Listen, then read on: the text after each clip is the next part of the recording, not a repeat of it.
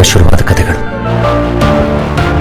ನಿಮಗೆ ಮೊದಲ ದೀಪಾವಳಿ ನಿಮ್ಮ ನೆನಪಿಗಿರುವಂಥದ್ದು ಯಾವುದು? ಒಂದು ಸುಸುರು ಬತ್ತಿ ಒಂದು ಪ್ಯಾಕೆಟ್ ತಂದು ನಮ್ಮ ತಂದೆ ಕೊಟ್ಟು ಅದನ್ನು ಹಚ್ಚಿಸಿ ಕೊಟ್ಟು ಅದೊಂದೇ ನಮಗೆ ನೆನಪಿರ್ತಕ್ಕಂಥದ್ದು. 400ಕ್ಕೂ ಹೆಚ್ಚು ಸಿನಿಮಾಗಳು, 100 ನಾಟಕಗಳು. ಹಣಕ್ಕೋಸ್ಕರ ದುಡಿಯುವ ಕೆಲಸಗಳು ಒಂದು ರೀತಿಯಲ್ಲಿದ್ದು ಹೊರಗಡೆ ಬರಲಾರದೆ ನರಳಾಡಿರುವಂತಹ ಪರಿಸ್ಥಿತಿಯಲ್ಲೂ ಇದ್ದಾರೆ. ಕಷ್ಟ ಕಷ್ಟ ಕಷ್ಟ ಅಂದ್ಕೊಳ್ಳೇಬೇಡಿ, ಕಷ್ಟವನ್ನು ಕೂಡ ಇಷ್ಟಪಟ್ಟು ಸ್ವೀಕರಿಸಿ. ಟೈಮ್, ಪೇಷನ್ಸ್ ಇದು ಬಹಳ ಮುಖ್ಯ ಆಗುತ್ತೆ. ನಿಮಗೆ ಅಪಾಯ ಮಾಡುವ, ನಿಮಗೆ ಕೇಡು ಬಯಸುವವರೆಗೂ ಕೂಡ ಕೇಡು ಬಯಸದೆ ಮುಂದೆ ಹೋಗಿ ಪಾತ್ರಗಳನ್ನ ಪ್ರೀತಿಸ್ಬೇಕು, ಕಲೆಯನ್ನ ಪ್ರೀತಿಸ್ಬೇಕು. ಪ್ರೀತಿ ಹೆಚ್ಚಾಗ್ತಿದೆಯಲ್ಲ, ಎನರ್ಜಿ ಎಲ್ಲಿಂದ ಬರ್ತಿದೆ ನಿಮ್ಗೆ? ಉಮಾಶ್ರೀ ಪ್ರೀತಿಸ್ಕೊಳ್ಳೋದೇ ಎನರ್ಜಿ.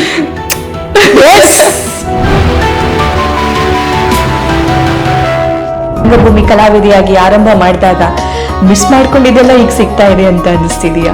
ಏನನ್ನೂ ನಿರೀಕ್ಷೆ ಮಾಡದೆಯೇ ನನ್ನ ಜೊತೆಲಿರ್ತಕ್ಕಂತಹ ಕಾರ್ಯಕರ್ತರು ಅತಿಯಾಗಿ ಪ್ರೀತಿಸ್ತಾರೆ. ನನಗೆ ತಾಯಿ ಇಲ್ಲ, ಓಕೆ, ಚಿಕ್ಕ ಮಗುವಿನಲ್ಲೇ ತೀರ್ಕೊಂಡ್ರು. ನನ್ನ ತಾಯಿಯ ನೆನಪು, ನನ್ನ ತಾಯಿಯ ಪ್ರೀತಿ ಭಗವಂತ ನನಗೆ ಅದನ್ನು ಕಿತ್ಕೊಂಡಿದ್ದಾನೆ. ಉಮಾಶ್ರೀಯ ಒಳಗೆ ಹಾಗಿರೋದ್ರಿಂದ ಉಮಾಶ್ರೀ ಹೀಗೆ. ಎಲ್ಲಿದ್ದಾರೆ ಅವ್ರೀಗ? ಮದುವೆ ಮಾಡ್ಕೋಬೇಕಾದ್ರೆ ಅಥವಾ ಪ್ರೀತಿ ಮಾಡ್ಬೇಕಾದ್ರೆ ಅದು ಮುಚ್ಚಿಟ್ಟಿರ್ತದೆ, ಯಾರು ಹೇಳೂ ಇಲ್ಲ ನನಗೆ. ಕುಡಿತದ ಚಟ ಬಹಳ ಇತ್ತು, ಕೊನೆಯವರೆಗೂ ಸಹಿತ ಕುಡಿತವನ್ನು ಬಿಟ್ಟಿರೋಕ್ಕಾಗ್ತಿರ್ಲಿಲ್ಲ ಅವರಿಗೆ. ಸರಿಯಿಲ್ಲ ಅವಳು ಭಯಕ್ಕೆ ಅವಳು ಒಂಥರ ಅದಕ್ಕೆ ಮಾಡು ಅನ್ನೋರು.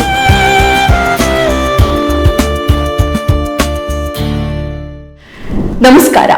ಓಪನ್ ಹಾರ್ಟ್ ವಿತ್ ಸಭಾ ವಿಶೇಷ ಕಾರ್ಯಕ್ರಮಕ್ಕೆ ನಿಮ್ಮೆಲ್ಲರಿಗೂ ಪ್ರೀತಿಯ ವೆಲ್ಕಮ್. ಹೆಣ್ಣು ಸಂಸಾರದ ಕಣ್ಣು, ಸೃಷ್ಟಿಯ ಕಣ್ಣು ಅಂತ ಹೇಳ್ತಾರೆ. ಆ ಹೆಣ್ಣು ಕಣ್ತರಿದ್ರೆ ಮಾಮರವಾಗುತ್ತೆ ಅಂತ ಕವಿಗಳು ಬರೀತಾರೆ.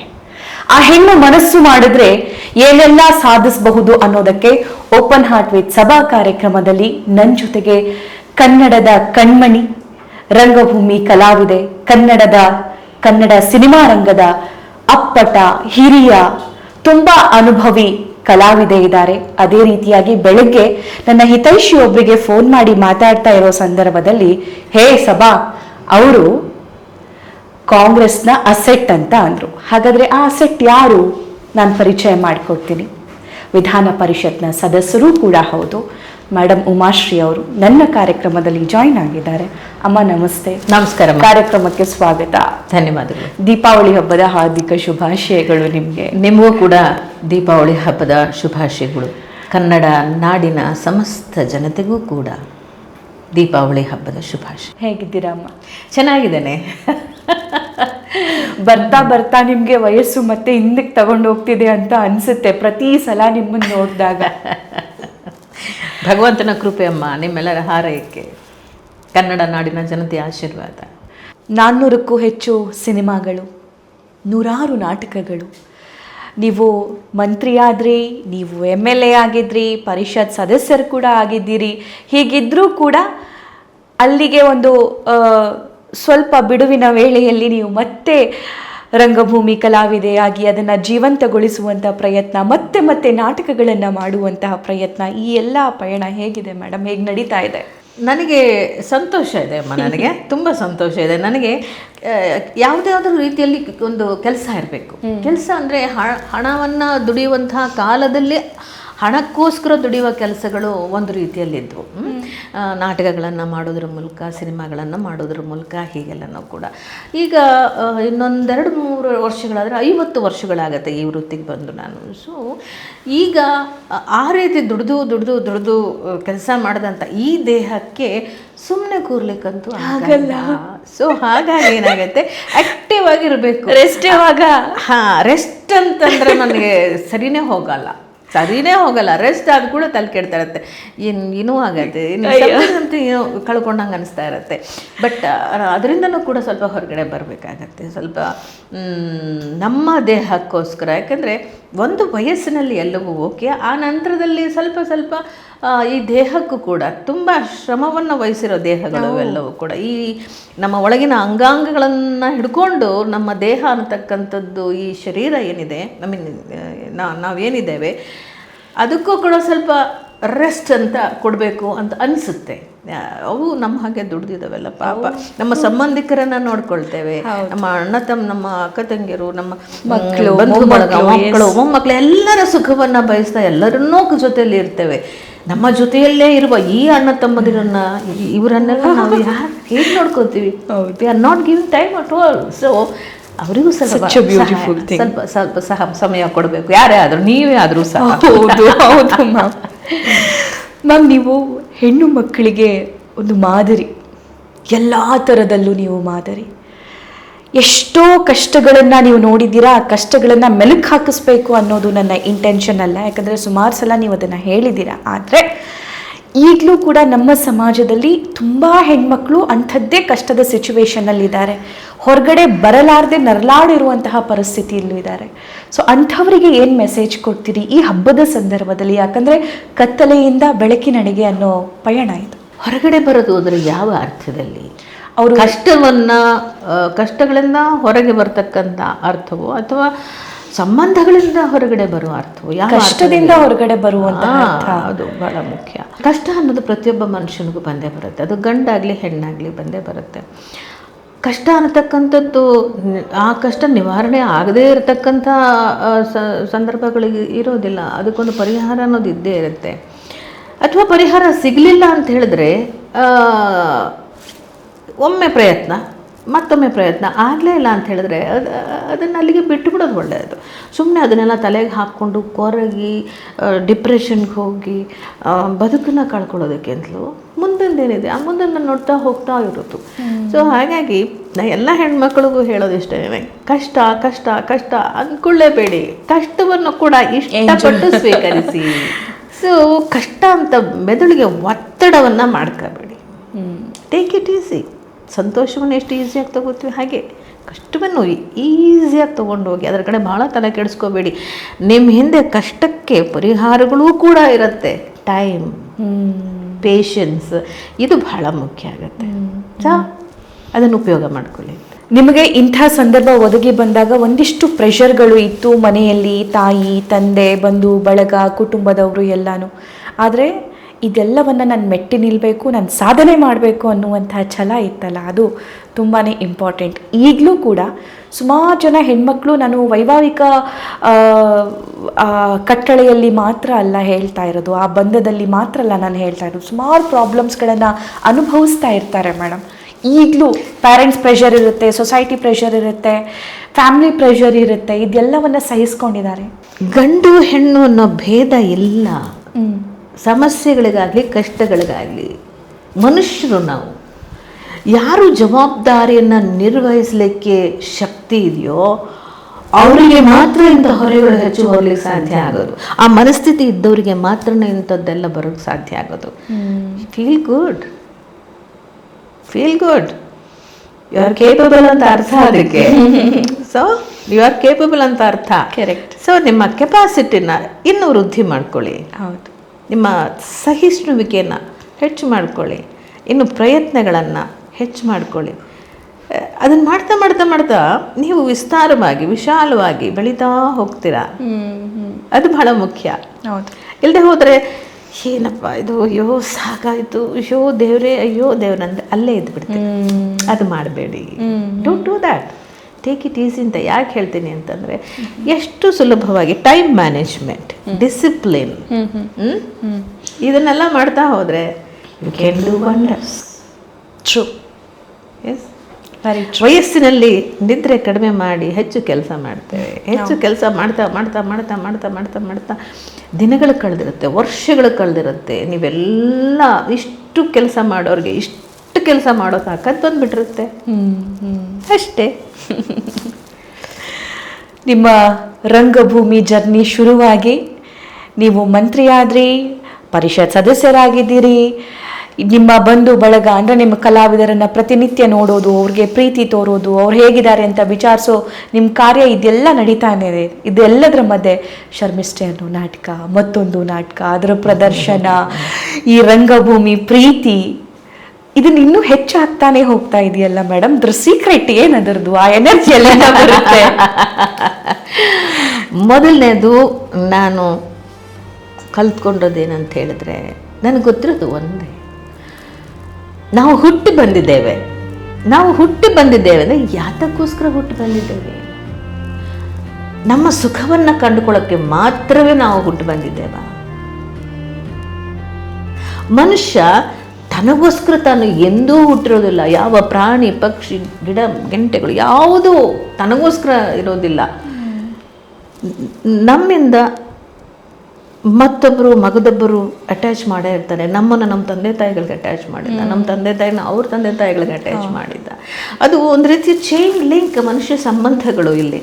ಸೊ ಹಾಗಾಗಿ ಒಬ್ರಿಗೊಬ್ರಿಗೆ ಆ ಥರ ಭಾರತದಲ್ಲಂತೂ ಕೂಡ ಎಮೋಷ್ನಲಿ ತುಂಬ ಡಿಪೆಂಡೆಂಟ್, ಎಕನಾಮಿಕಲಿ ಡಿಪೆಂಡೆನ್ಸ್, ಎಮೋಷ್ನಲಿ ಎಲ್ಲ ರೀತಿಯಲ್ಲೂ ಕೂಡ ಈಚ್ ಡಿಪೆಂಡೆನ್ಸಿ ಇರ್ತದೆ. ಸೊ ಹಾಗಾಗಿ ಪ್ರತಿಯೊಬ್ಬ ಮನುಷ್ಯ ಇಲ್ಲಿ ಹುಟ್ಟಿ ಬಂದಿರತಕ್ಕಂಥದ್ದು ಒಬ್ಬರಿಗೊಬ್ಬರು ಸಹಕಾರ, ಸಹಯೋಗ, ಸಂಬಂಧಗಳನ್ನು ಪ್ರೀತಿಯಿಂದ ಕಂಡುಕೊಂಡು ಎಲ್ಲವನ್ನೂ ಮಾಡ್ತಾ ಹೋಗ್ಲಿಕ್ಕೆ ನಾವು ಬಂದಿದ್ದೇವೆ. ಇಲ್ಲಿ ಈರ್ಷ್ಯೆ, ದ್ವೇಷ, ಅಸೂಯೆಗಳಿಗೆ ಹೆಚ್ಚು ಅಲ್ಲ ಅವಕಾಶನೇ ಕೊಡಬಾರದು. ಪ್ರೀತಿಯನ್ನ ನಿಮಗೆ ಪ್ರೀತಿ ಸಿಗದೆ ಹೋದ್ರು ಆ ಪ್ರೀತಿಯ ಮಹತ್ವ ನಿಮಗೆ ಗೊತ್ತಿದೆ ಅಲ್ಲ. ಸೊ ನಿಮ್ಮಲ್ಲಿರುವ ಪ್ರೀತಿಯನ್ನ ಪ್ರೀತಿಸಿ, ಎಲ್ಲರನ್ನು ಪ್ರೀತಿಸ್ತಾ ಹೋಗಿ, ಎಲ್ಲರನ್ನು ಅಪ್ಕೊಳ್ತಾ ಹೋಗಿ, ಎಲ್ಲರನ್ನು ಒಪ್ಕೊಳ್ತಾ ಹೋಗಿ. ನಿಮಗೆ ಅಪಾಯ ಮಾಡುವ, ನಿಮಗೆ ಕೇಡು ಬಯಸುವವರೆಗೂ ಕೂಡ ಕೇಡು ಬಯಸದೆ ಮುಂದೆ ಹೋಗಿ. ಆ ಪ್ರೀತಿ ಅನ್ನೋದೇ ಹಾಗೆ ಜಗದಗಲ, ಹಿಡಿಯಷ್ಟಲ್ಲ ಅದು. ಹೌದೌದು. ಸೊ ಹಾಗಾಗಿ ಎಲ್ಲರನ್ನು ಪ್ರೀತಿಸಿ, ಜೊತೆಗೆ ನಿಮ್ಮನ್ನು ನೀವು ಪ್ರೀತಿಸಿ. ಹೌದು, ನಿಮ್ಮನ್ನು ನೀವು ಪ್ರೀತಿಸಿಕೊಳ್ಳಿ. ಹೆಣ್ಣು ಮಕ್ಕಳಿಗೆ ಬಹಳ ಇಂಪಾರ್ಟೆಂಟ್. ಹೌದು. ಸೊ ಹಾಗಾಗಿ ನನ್ನ ಸಂಬಂಧಗಳನ್ನಾಗ್ಲಿ, ಸ್ನೇಹಿತರನ್ನಾಗ್ಲಿ ಅಥವಾ ಕಲಾವಿದರನ್ನಾಗ್ಲಿ ನನಗೆ ಎಷ್ಟು ಸಾಧ್ಯವೋ ನಾನು ಆಕಾಶದ ಎತ್ತರಕ್ಕೆ, ಭೂಮಿಯಷ್ಟು ಅಗಲವಾಗಿ ನಾನೇನೋ ಯಾರಿಗೋ ಮಾಡ್ತೀನಿ. ನನ್ನ ಇತಿಮಿತಿಯಲ್ಲೇ ನನಗೆ ಎಷ್ಟು ಸಾಧ್ಯವಾಗುತ್ತೋ ನಾನು ಪ್ರೀತಿಸ್ತೇನೆ. ನನಗೆ ಎಷ್ಟು ಸಾಧ್ಯವಾಗುತ್ತೋ ನಾನು ಸಹಾಯ ಮಾಡ್ತೇನೆ. ಅತಿಯಾಗಿನೂ ಮಾಡದೆ, ಕಂಜೂಸು ಆಗದೆ ಮಿತಿಯಲ್ಲಿ ಬದುಕನ್ನ ಕಟ್ಕೊಂಡು ಹೋಗೋ ಪ್ರಯತ್ನ ಅಂತೂ ಮಾಡ್ತೇನೆ. ಓಕೆ, ಮುಂದಿನ ನಾಟಕ ಯಾವುದು, ಪ್ರದರ್ಶನ ಎಲ್ಲಿ, ಪ್ರಿಪ್ರೇಷನ್ ಆಗ್ತಿದೆಯಾ? ಶರ್ಮಿಷ್ಠೆ ಅಂತೂ ಈಗ ಸದ್ಯಕ್ಕೆ ಮಾಡಿದ್ದೇನೆ. ಹೌದು, ದಟ್ ಈಸ್ ಟ್ರೆಂಡ್ ಸೆಟ್ಟಿಂಗ್. ಪ್ರೀತಿಸ್ಬೇಕು, ರಂಗಭೂಮಿನ ಪ್ರೀತಿಸ್ಬೇಕು, ಪಾತ್ರಗಳನ್ನ ಪ್ರೀತಿಸ್ಬೇಕು, ಕಲೆಯನ್ನ ಪ್ರೀತಿಸ್ಬೇಕು. ಪ್ರೀತಿ ಹೆಚ್ಚಾಗ್ತಿದೆಯಲ್ಲ, ಎನರ್ಜಿ ಎಲ್ಲಿಂದ ಬರ್ತಿದೆ ನಿಮ್ಗೆ? ಉಮಾಶ್ರೀ ಪ್ರೀತಿಸ್ಕೊಳ್ಳೋದೇ ಎನರ್ಜಿ. ಲವ್. ಉಮಾಶ್ರೀ ತನ್ನೊಳಗಿರುವ ಕಲಾವಿದೆಯನ್ನು ತುಂಬಾ ಪ್ರೀತಿ ಮಾಡ್ತಾಳೆ. ತುಂಬ ಪ್ರೀತಿ ಮಾಡ್ತಾಳೆ ಉಮಾಶ್ರೀ. ತನ್ನೊಳಗಿರ್ತಕ್ಕಂಥ ಒಳಿತನ್ನು ಬಯಸುವ ಮನಸ್ಸಿದೆಯಲ್ಲ, ಉಮಾಶ್ರೀ ಒಳಗೊಬ್ಳಿದಾಳಲ್ಲ, ಅವಳನ್ನ ತುಂಬ ಇಷ್ಟಪಡ್ತೀನಿ ನಾನು. ಸೊ ಅವ್ರು ಏನು ಮಾಡ್ತಾರೆ ಅಂದರೆ ಸುಮ್ಮನೆ ಕೂರಕ್ಕೆ ಬಿಡಲ್ಲ ನನ್ನ. ಏನಾದರೂ ಮಾಡಿ, ಹೋಗಿ ಮಾಡು, ಇದು ಮಾಡು, ಇದು ಮಾಡು, ಅದು ಮಾಡು ಅಂತ ಹೇಳಿ ಎನರ್ಜಿ ನನಗೆ ಕೊಡ್ತಾನೆ ಇರ್ತಾರೆ. ಅಲ್ಲಿ ಹೋಗಿ ಕೆಲಸ ಮಾಡಬೇಕಾದ್ರೆ ಖುಷಿಯಾಗಿ ಕೆಲಸ ಮಾಡ್ತೀನಿ. ಜೊತೆಗೆ ನನ್ನ ಕುಟುಂಬ ಇದೆಯಲ್ಲ, ನನ್ನ ಮಗ, ನನ್ನ ಸೊಸೆ, ನನ್ನ ಮಗಳು, ನನ್ನ ಅಳಿಯ, ನನ್ನ ಮೊಮ್ಮಕ್ಕಳು ಎಲ್ಲರೂ ಸಹ ನನ್ನನ್ನು ತುಂಬ ಎಂಕರೇಜ್ ಮಾಡ್ತಾರೆ, ಎಂಜಾಯ್ ಮಾಡ್ತಾರೆ, ಖುಷಿಯಾಗಿರ್ತಾರೆ, ಖುಷಿ ಕೊಡ್ತಾರೆ, ಸಪೋರ್ಟ್ ಮಾಡ್ತಾರೆ. ನನ್ನ ಸೊಸೆ ಇರ್ಬೋದು, ನನ್ನ ಮಗ ಇರಬೇಕು. ಈಗ ಈ ವಯಸ್ಸಿನಲ್ಲಿ, ಮೊದಲೆಲ್ಲ ಅವ್ರು ಇರಲಿಲ್ಲ, ಪುಟ್ಟ ಮಕ್ಕಳಾಗಿದ್ರು, ಸೊಸೆ ಇರಲಿಲ್ಲ. ಆದರೆ ಈಗ ಏನಾಗುತ್ತೆ ಅಂತ ಹೇಳಿದ್ರೆ, ನನಗೇನಾಗಬೇಕು ಎಲ್ಲ ಹೊಂದಿಸ್ಕೊಡೋದು, ರೆಡಿ ಮಾಡೋದು. They are excited. ಈಗ ನಾನು ಅನ್ಕೊಳ್ತೀವಿ ಒಂದ್ಸಲ, ನಾನು I am not dependent, but ಹಂಗೆ ನೋಡಿದ್ರೆ ಎಸ್ ಅವ್ರು ಇಲ್ಲದೆ ಹೋಗಿರೋ ಹಾಗೆ. ಅಮ್ಮ, ನೀವು ಚೈಲ್ಡ್ಹುಡ್ ಅಲ್ಲಿ ಅಥವಾ ನಿಮ್ಮ ಇನಿಷಿಯಲ್ ಡೇಸ್ ಅಲ್ಲಿ ರಂಗಭೂಮಿ ಕಲಾವಿದೆಯಾಗಿ ಆರಂಭ ಮಾಡಿದಾಗ ಮಿಸ್ ಮಾಡ್ಕೊಂಡಿದ್ದೆಲ್ಲ ಈಗ ಸಿಗ್ತಾ ಇದೆ ಅಂತ ಅನಿಸ್ತಿದೆಯಾ? ನೀವು ಹೇಳಿದ್ದನ್ನ ನೋಡಿದ್ರೆ ನನ್ನ ಮೊಮ್ಮಕ್ಕಳು ತಯಾರು ಮಾಡ್ತಾರೆ, ಮಕ್ಕಳೆಲ್ಲ ಸಪೋರ್ಟ್ ಮಾಡ್ತಾರೆ, they are also curious, they are also excited ಅಂತ ನೋಡಿದಾಗ ಸಮ್ವೇರ್ ಅವರು ಪ್ರೀತಿ ಮಾಡ್ತಾರೆ, ನನ್ನ ಗೆಳೆಯರು ಪ್ರೀತಿ ಮಾಡ್ತಾರೆ, ನನ್ನ ಅಭಿಮಾನಿಗಳು ಪ್ರೀತಿ ಮಾಡ್ತಾರೆ. ರಾಜಕೀಯದಲ್ಲಿ ಏನನ್ನೂ ನಿರೀಕ್ಷೆ ಮಾಡದೆಯೇ ನನ್ನ ಜೊತೆಯಲ್ಲಿರ್ತಕ್ಕಂತಹ ಕಾರ್ಯಕರ್ತರು ಅತಿಯಾಗಿ ಪ್ರೀತಿಸ್ತಾರೆ. ಅಫ್ಕೋರ್ಸ್ ನಿರೀಕ್ಷೆಗಳನ್ನು ಇಟ್ಕೊಂಡು ಬಂದಿರತಕ್ಕಂಥರು ಕೇವಲವಾಗಿ ತಿಳ್ಕೊತಾರೆ ನನ್ನ ಬಗ್ಗೆ. But I don't care, I don't ಬಾದರ್.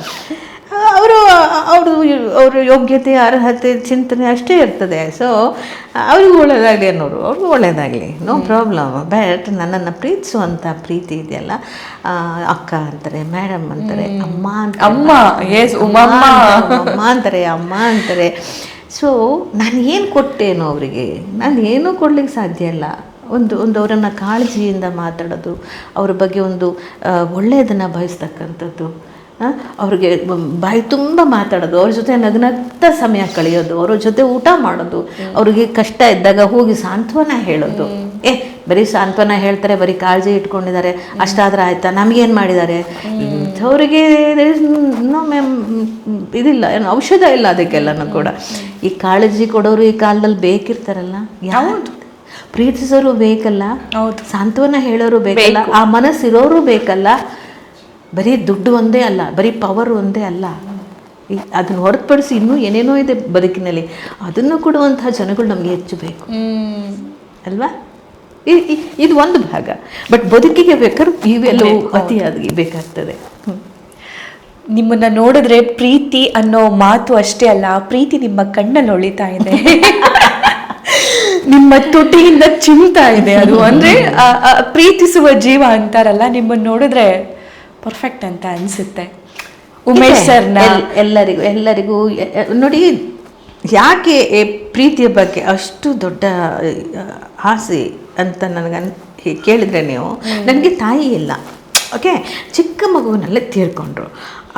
ಸಾಕಿದ ಅಮ್ಮ, ಸಾಕಿದ ತಾಯಿಯು ಕೂಡ ಎಷ್ಟು ಪ್ರೀತಿಯಿಂದ ನನ್ನನ್ನು ಸಾಕಿದರೆ ಹೌದಾದರೂ, ತಂದೆ ಸಾಕಿದ ತಂದೆ ಎಷ್ಟು ಪ್ರೀತಿಯಿಂದ ಸಾಕಿದ್ರು ಅದು ಹೌದಾದರೂ, ನನ್ನ ತಾಯಿಯ ನೆನಪು, ನನ್ನ ತಾಯಿಯ ಪ್ರೀತಿ, ಐ ಮಿಸ್ಡ್ ಇಟ್ ಅಲ್ಲ, ಭಗವಂತ ನನಗೆ ಅದನ್ನು ಕಿತ್ಕೊಂಡಿದ್ದಾನೆ.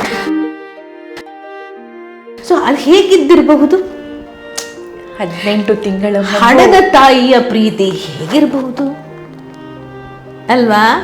ಹಾಗೆ ಗಂಡ ಪ್ರೀತಿಸಿ ಮದುವೆಯಾದ ಗಂಡನ ಪ್ರೀತಿ, ಯಾರಾದರೂ ಗಂಡ ಹೆಂಡತಿ ಪ್ರೀತಿಯಾಗಿದ್ದ ನೋಡ ಅನ್ಸುತ್ತೆ ಅಲ್ವಾ? ಅವ್ರಿಗೆ ಗಂಡ ಒಳ್ಳೆ ಸೀರೆ ತಂದು ಕೊಡೋದು, ಒಳ್ಳೆ ಪಿಕ್ಚರ್ ಕರ್ಕೊಂಡು ಹೋಗೋದು, ಹೂವು ಸಮಥಿಂಗ್ ಏನೋ ಏನು ಬಿಟ್ಬಿಟ್ಟಿದ್ವಿ ಎಲ್ಲ, ಚಿಕ್ಕ ಗಂಡ ಅಂತಂದು ಮಾಡಿದಾಗ ಅಯ್ಯೋ ಎಷ್ಟು ಖುಷಿಯಾಗತ್ತಲ್ವಾ? ಸೊ ಅದೆಲ್ಲನೂ ಕೂಡ ಐ ಮಿಸ್ಡ್ ಇಟ್. ಸೊ ಅವೆಲ್ಲ ಮಿಸ್ ಆಗಿರೋದ್ರಿಂದ ಆ ಪ್ರೀತಿಯ ಬಗ್ಗೆ ತುಂಬ ತುಂಬ ಇಷ್ಟ ನನಗೆ.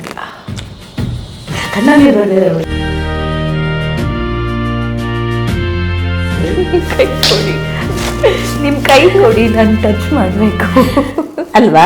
ಯಾಕೆ ಉಮಾಶ್ರೀ ಹೀಗೆ? ಉಮಾಶ್ರೀಯ ಒಳಗೆ ಹಾಗಿರೋದ್ರಿಂದ ಉಮಾಶ್ರೀ ಹೀಗೆ. ಅಮ್ಮ ಒಂದು ಪ್ರಶ್ನೆ ಕೇಳಲ್ಲ, ಆ್ಯಕ್ಚುಲಿ ಇದನ್ನ ಕೇಳಬಾರ್ದು ಅಂತ ಅಂದ್ಕೊಂಡಿದ್ದೆ. ಎಲ್ಲಿದ್ದಾರೆ ಅವ್ರೀಗ? He is no more. Last year ಮಣ್ಣಾದರು. ಅವ್ರನ್ನ ಕಳಿಸ್ಕೊಡ್ತೀವಿ ಭಗವಂತನ ಪಾದಕ್ಕೆ. ಮತ್ತೆ ಬಂದಿದ್ರ ವಾಪಸ್ಸು? ಅಯ್ಯೋ, ಅದು ಹೇಗೆ ಅಂತ ಹೇಳಿದ್ರೆ, ನಾನು ನನ್ನ ಮತ್ತು ಅವರ ಪ್ರೀತಿ ಇದೆಯಲ್ಲ, ಕೊನೆಯವರೆಗೂ ಕೂಡ ಒಬ್ಬರ ಬಗ್ಗೆ ಒಬ್ಬರು ಗೌರವಯುತವಾಗಿದ್ದಂಥ ಪ್ರೀತಿ. This is very beautiful and ಭಾಳ ವಂಡರ್ ಇದು ನಿಜಕ್ಕೂ ಕೂಡ. ಆತ ಇದ್ದರೂ ಸಹ ನನಗೆ ಆತನ ನಿಜವಾಗ್ಲೂ ಪ್ರೀತಿಸಿದ್ದ, ಆತ ನನ್ನನ್ನು ನಿಜವಾಗ್ಲೂ ಪ್ರೀತಿಸಿದ ಪ್ರೀತಿ ವಿಷಯಕ್ಕೆ ಬಂದಾಗ. ಬಟ್ ಅಲ್ಲಿ ಏನಾಗುತ್ತೆ, ನಾವೀಗ ಈ ವಯಸ್ಸಿನಲ್ಲಿ ನಿಂತ್ಕೊಂಡು ಹಿಂದೆ ತಿರುಗಿ ನೋಡಿದಾಗ ಆತನ ಅಸಹಾಯಕತೆಯನ್ನು ನಾನು ಅರ್ಥ ಮಾಡಿಕೊಂಡಾಗ ಆತನ ಮೇಲೆ ಕರುಣೆ ಬರುತ್ತೆ ನನಗೆ. ಅನಿವಾರ್ಯ. ಏನಾಗುತ್ತೆ, ಆತ ಓದಿರಲಿಲ್ಲ ಅಲ್ವಾ? ನಾನು ಆ ಕಾಲಕ್ಕೆ ಭಾಳ SLC ಅಷ್ಟೇನೆ.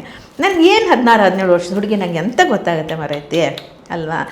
ಸೊ ಮದುವೆನೇ ಪ್ರೀತಿಸಿ ಮದುವೆ ಮಾಡ್ಕೊಂಡು ಎಲ್ಲರೂ ಹುಡುಗಿಯವರು ಕಾಲೇಜ್ಗೆ ಹೋಗ್ಬೇಕಾರೆ, ಸ್ಕೂಲ್ಗೆ ಹೋಗ್ಬೇಕಾರೆ ಪ್ರೀತಿ ಮಾಡ್ತಾರೆ. ನಾನು ಪ್ರೀತಿ ಮಾಡಿದೆ ಅಷ್ಟೇ. ನಾನು ಪ್ರೀತಿ ಮಾಡಿದೆ. ನಂಗೊಂದು ಪ್ರೀತಿ ಮಾಡೋ ಗಂಡು ಹುಡುಗ ಸಿಗ್ದ, ನಮ್ಮ ಅಪ್ಪ ಅಮ್ಮ ಮಾಡಿದರು. ಆದರೆ ಪ್ರೀತಿ ಅನ್ನುವ ಅರ್ಥ ಒಂದು ಬದುಕನ್ನು ಕಟ್ಕೊಳ್ತಕ್ಕಂಥ ಒಂದು ಚೌಕಟ್ಟು. ಆ ಚೌಕಟ್ಟಲ್ಲಿ ನಾನು, ನನ್ನ ಗಂಡ, ನನ್ನ ಮಕ್ಕಳು, ನನ್ನ ಕುಟುಂಬ, ನನ್ನ ಸಂಸಾರ, ಹೀಗೆ ಸಣ್ಣ ಒಂದು ಕನಸು ಹುಟ್ಕೊಳ್ತಾ ಹೋಗುತ್ತೆ. ಆ ಕನಸಿಗೆ ಪೂರಕವಾದಂತಹ ಶಕ್ತಿಯಾಗಿ ಒಬ್ಬ ಗಂಡ ನಿಲ್ಲದೇ ಹೋದಾಗ, ಆತನ ಈ ರೀತಿಯ ಬದುಕಿಗೆ ಆತ ಸೂಕ್ತ ಆಗದೇ ಹೋಗ್ತಾ ಇದ್ದಾಗ, ಎಲ್ಲೋ ಒಂದು ಕಡೆ ನಾನು ಅಂದುಕೊಂಡಂತಹ ಕನಸು ಛಿದ್ರ ಆಗ್ತಾ ಇದೆ ಅಂತ ಗೊತ್ತಾದಾಗ, ಆತನ ಇತಿಮಿತಿಗಳು ಗೊತ್ತಾಗ್ತಾ ಹೋದಾಗ ಮತ್ತು ಆತ ಇಷ್ಟು ಬಿಟ್ಟು ಬೇರೆ ಏನಲ್ಲ ಅಂತ ಗೊತ್ತಾದಾಗ ಅನಿವಾರ್ಯ ಆಗ್ತದೆ ಅಟ್ಲೀಸ್ಟ್ ಮನಸ್ಸಿಗಾದ್ರೂ ಹಿತ ಅನ್ನಿಸ್ಬೇಕಲ್ಲ. ಹೌದು, ದೇಹಕ್ಕೆ ಆತ ಏನೇ ಸುಖ ಕೊಡ್ಬೋದು, ಮನಸ್ಸಿನ ಹಿತ, ಮನಸ್ಸಿಗೊಂದು ಬೇಕುಗಳಿರ್ತವಲ್ಲ, ಅವೆಲ್ಲ ಆಗದೆ ಹೋಯಿತು. ಸೊ ಹಾಗಾದಾಗ ಒಬ್ಬರು ಬಿಡುಗಡೆ ಮಾಡ್ಕೊಂಡ್ವಿ, ತೊಂದರೆ ಇಲ್ಲ. ಬಿಡುಗಡೆ ಮಾಡಿಕೊಂಡ್ರೂ ಕೂಡ ಆತ ಏನು ಎಂದು ನನಗೆ ಕೇಳಿ ಬಯಸಿಲ್ಲ, ನಾನು ಆತನಿಗೆ ಕೇಳಿ ಬಯಸಿಲ್ಲ. ಸೊ ಇಲ್ಲಿವರೆಗೂ ಕೂಡ ಹಾಗೆ ಅತ್ತೆ ಮನೆಯಲ್ಲಿ ಅವರು ಇರ್ತಿದ್ರು, ಎರಡನೇ ಹೆಂಡತಿ ಇರ್ತಿದ್ರು, ಮಕ್ಕಳು ಇರ್ತಿದ್ರು. ನಾನು ಯಾವಾಗಾರು ಹೋಗೋದು ಬರೋದು, ನಮ್ಮ ಅತ್ತೆ ಮನೆಗೆ ಹೋದಾಗ ಅಲ್ಲೇ ಅವರು ಇರ್ತಿದ್ರು, ನೋಡ್ಕೊಂಬರ್ತಿದ್ದೆ. ಅವರು ಇಲ್ಲಿಗೆ ಬರೋದು ಹೋಗೋದು, ಅವ್ರ ಮಕ್ಕಳು ನಮ್ಮ ಮಕ್ಕಳು ಬರೋದು ಹೋಗೋದು. ನನಗೇನೋ ಬಿಡವಿಲ್ಲ ಅಂತ ಹೇಳಿದ್ರೆ ದೇವಸ್ಥಾನಕ್ಕೆ ಹೋಗ್ಬೇಕಾದ್ರೆ, ಮನೆ ದೇವ್ರಿಗೆ ಹೋಗ್ಬೇಕಾದ್ರೆ, ನೋಡಪ್ಪ ನಾನು ಹೋಗೋಕ್ಕಾಗ್ತಿಲ್ಲ, ದುಡ್ಡು ಹೋಗಿ ಬಂದ್ಬಿಡು ಅಂತ ಹೇಳಿದ್ರೆ ಹೋಗಿ ಬರೋರು. ಮಕ್ಳಿಗೋಸ್ಕರ ಕಾಯಿ ಹೊಡಿಸ್ಕೊಂಡು ಬರ್ತಿದ್ರು. ಪ್ರೀತಿ, ಮಕ್ಕಳ ಮೇಲೆ ತುಂಬ ಪ್ರೀತಿ, ಮಗಳ ಮೇಲೆ ತುಂಬ ಪ್ರೀತಿ, ಬಟ್ ಮಗಳು ಮಾತ್ರ ಅಂತಿರ್ತಿದ್ರು. ಮಗ ಅಡ್ಜಸ್ಟ್ ಆಗ್ತಿದ್ದ. ಈಗ ಅದೇ ಅವ್ರಿಗೆ ಒಂದೇನಂದರೆ ಕುಡಿತದ ಚಟ ಬಹಳ. ಮಗ ಚಿಕ್ಕ ಹುಡುಗಿಂದನೂ ಕಲ್ತಿರೋದು, ನಂಗೆ ಗೊತ್ತಿರಲಿಲ್ಲ. ನಾನು ಮಾಡಬೇಕಾದ್ರೆ, ಮದುವೆ ಮಾಡ್ಕೋಬೇಕಾದ್ರೆ ಅಥವಾ ಪ್ರೀತಿ ಮಾಡ್ಬೇಕಾದ್ರೆ ಅದು ಮುಚ್ಚಿಟ್ಟಿತ್ತು, ಯಾರೂ ಹೇಳೂ ಇಲ್ಲ ನನಗೆ.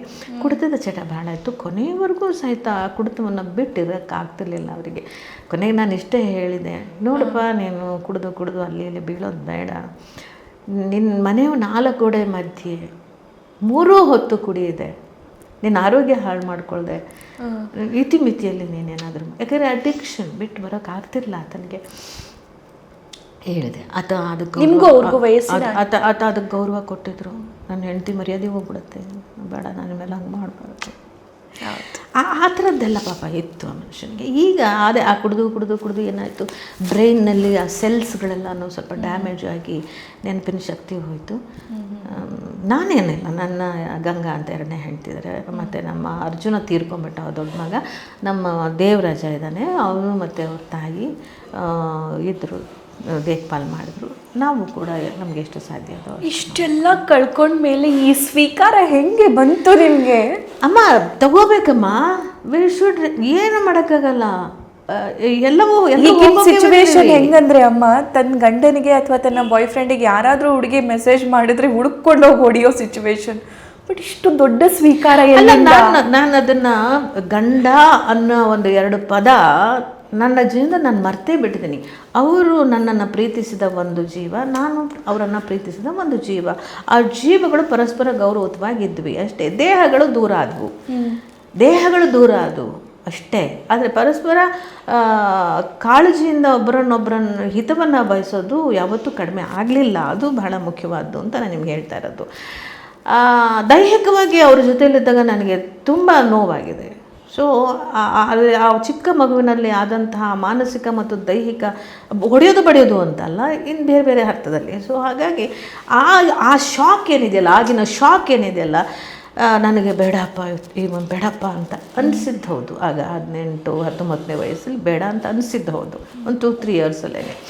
ಸೊ ಹಾಗಾಗಿ ಗಂಡ ಅಂತ ಮತ್ತೆ ನಾನು ಯಾರನ್ನಾದರೂ ಸ್ವೀಕರಿಸಿದ್ರೆ, ನನ್ನ 2ನೇಯ ಗಂಡನಾಗಿ ನಾನು ಸ್ವೀಕಾರ ಮಾಡಿದ್ದು ಯಾವುದಾದ್ರೂ ಇದ್ದರೆ ಅದು ನನ್ನ ವೃತ್ತಿ.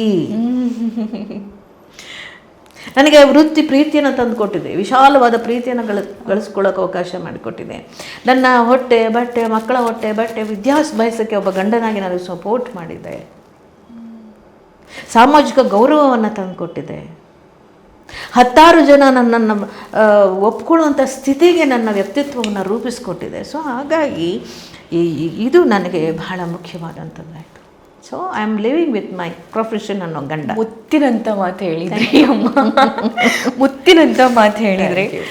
ನಾನು ಪೊಲಿಟಿಕ್ಸ್ ಬಗ್ಗೆ 1-2 ಪ್ರಶ್ನೆ ಕೇಳಬೇಕು ನಿಮಗೆ. ಸದ್ಯದ ಪರಿಸ್ಥಿತಿಯಲ್ಲಿ ಹೆಣ್ಣು ಮಕ್ಕಳಿಗೆ ರಾಜಕೀಯ ಕಷ್ಟನಾ ಸುಲಭನಾ? ನಾವು ಅದನ್ನು ಹೇಗೆ ನಿರ್ವಹಿಸ್ತೀವಿ, ನಾವು ಹೇಗೆ ನಿಭಾಯಿಸ್ತೀವಿ, ಅದು ನಮ್ಮ ಮೇಲೆ ಡಿಪೆಂಡ್ ಆಗಿರ್ತದೆ. ಅರ್ಥ ಆಯ್ತಲ್ಲ? ಎಲ್ಲ ಕಡೆಯೂ ಎಲ್ಲರೂ ದುಷ್ಟರು ಇರ್ತಾರೆ, ಎಲ್ಲ ಕಡೆ ಒಳ್ಳೆಯವರು ಇರ್ತಾರೆ. ದುಷ್ಟರ ಸಂಘ ಅಭಿಮಾನ ಭಂಗ. ಯಾಕೆ ನೀವು ಅದನ್ನೇ ಆ ರೂಟಲ್ಲಿ ಹೋಗ್ತೀರಿ? ನೀವು ಚೆನ್ನಾಗಿ ಓದಿ, ಮಾತಾಡಿ, ಪ್ರಶ್ನೆಗಳನ್ನು ಮಾಡಿ, ವಿಷಯಗಳನ್ನು ತಿಳ್ಕೊಳ್ಳಿ, ವಿಷಯ ಸಂಗ್ರಹಣೆ ಮಾಡಿ, ಸಮಾಜಮುಖಿಯಾಗಿ ಮಾತುಗಳನ್ನು ಆಡ್ತಾ ಹೋಗಿ, ಪಕ್ಷದ ಸಿದ್ಧಾಂತಗಳನ್ನು ಅರ್ಥ ಮಾಡ್ಕೊಳ್ಳಿ, ಪಕ್ಷದ ಸಿದ್ಧಾಂತದ ಬಗ್ಗೆ ಮಾತಾಡ್ತಾ ಹೋಗಿ, ಗಟ್ಟಿಯಾಗಿರಿ. ನೀವು ಬೇಕಾಗ್ತೀರಿ ಪಕ್ಷಕ್ಕೆ. ನಾನು ಹೇಳೋದು ಅರ್ಥ ಆಯ್ತಲ್ಲ? ಅಲ್ಲಿ ನಿಮ್ಮ ಕಾನ್ಸಂಟ್ರೇಷನ್ ಇರಲಿ. ಯಾವುದೋ ಕಷ್ಟ ಅಲ್ಲ, ನಿಮ್ಮ ಬೆಳವಣಿಗೆಗೆ ಪೂರಕವಾದಂಥದ್ದು ಇದೆಲ್ಲ. ಇದನ್ನು ಮಾಡಿ, ಒಳ್ಳೆಯದೇ. ಎಲ್ಲ ಫೀಲ್ಡು ಒಳ್ಳೆಯದೇ ಅಮ್ಮ, ಎಲ್ಲ ಫೀಲ್ಡಲ್ಲೂ ಒಳ್ಳೆಯದಿದೆ, ಎಲ್ಲ ಫೀಲ್ಡಲ್ಲೂ ಕೆಟ್ಟದ್ದು ಇದೆ. ಅದನ್ನು ನಿಗ್ರಹಿಸುವ ಶಕ್ತಿಯನ್ನು ನಾವು ಬೆಳೆಸ್ಕೋಬೇಕು. ಯಾರಾದರೂ ಕೆಟ್ಟದಾಗ ಮಾತಾಡ್ತಿದ್ರೆ ಒಂದು ಲುಕ್ ಕೊಟ್ಟರೆ ಸಾಕು, ಸುಮ್ಮನಾಗಬೇಕು. ಏನಯ್ಯ ನಿಂದು ಅಂದರೆ ಸುಮ್ಮನಾಗಬೇಕು. ಆ ಗಡಸುತನವೂ ಬೇಕು ಹೆಣ್ಣಿಗೆ, ಆದರೆ ಜಗಳಗಟ್ಟಿತನ ಅಲ್ಲ, ವಾಚಾಳಿತನ ಅಲ್ಲ, ನ್ಯಾಯಯುತವಾದಂಥ ಮಾತುಗಳು, ಅವಾಚ್ಯ ಶಬ್ದಗಳಲ್ಲ. ನಾನು ಚಿಕ್ಕವಳಿದ್ದಾಗ ತುಂಬ ಅವಾಚ್ಯ ಶಬ್ದಗಳನ್ನು ಮಾತಾಡ್ತಿದ್ದೆ, ಯಾಕಂದರೆ ನನ್ನನ್ನು ನಾನು ಉಳಿಸ್ಕೊಳ್ಳೋಕ್ಕೆ ಅಸ್ತ್ರವಾಗಿತ್ತು.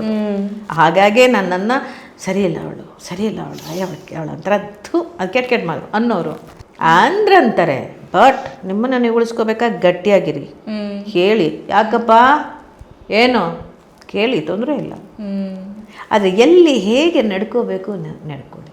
ಹಿರಿಯರಲ್ಲಿ ಹೇಗೆ ನಡ್ಕೋಬೇಕು, ಕಿರಿಯರಲ್ಲಿ ಹೇಗೆ ನಡ್ಕೋಬೇಕು, ದುಷ್ಟರ ಜೊತೆ ಹೇಗಿರಬೇಕು, ಪ್ರೀತಿಯಿಂದ ಕಾಣೋರ ಜೊತೆ ಹೇಗಿರಬೇಕು, ನಮ್ಮನ್ನು ಇವರು ಟ್ರ್ಯಾಪ್ ಮಾಡ್ತಾ ಇದ್ದಾರಾ, ನಾವು ಟ್ರ್ಯಾಪ್ ಆಗ್ತಿದ್ದೀವ ಅನ್ನೋ ಎಚ್ಚರ ಇಟ್ಕೊಂಡು ಮುಂದೆ ಹೋಗಿ. ನನ್ನ ಪ್ರಶ್ನೆ ಅಲ್ಲೇ ಆಗಿತ್ತು. ಎಚ್ಚರ, ಟೆಕ್ನಾಲಜಿ ಬೆಳ್ದಂಗೆ ಜಾಗೃತಿ, ಎಚ್ಚರಿಕೆ ಅದಿದ್ದರೆ ಮುಂದೆ ಹೋಗ್ತಾ ಇರ್ಬೋದು.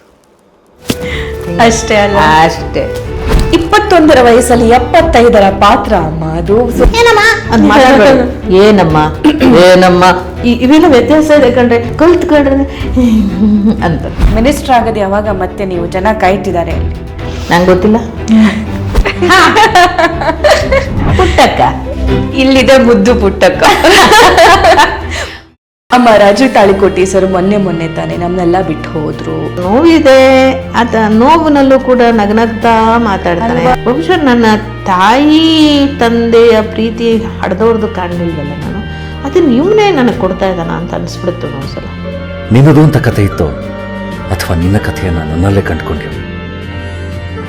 ಅಮ್ಮ, ನಿನಗೆ ಥ್ಯಾಂಕ್ಸ್ ಹೇಳಿದ್ರೆ ಸಾಲತ್ತಾ? ಎಲ್ಲ ಮುಗಿಸಿ ಕೊನೆಗೆ ಎಲ್ಲಿಗೆ ಹೋಗಬೇಕು ಅಂತ ನಾನು ಯಾರಾದರೂ ಕೇಳಿದ್ರೆ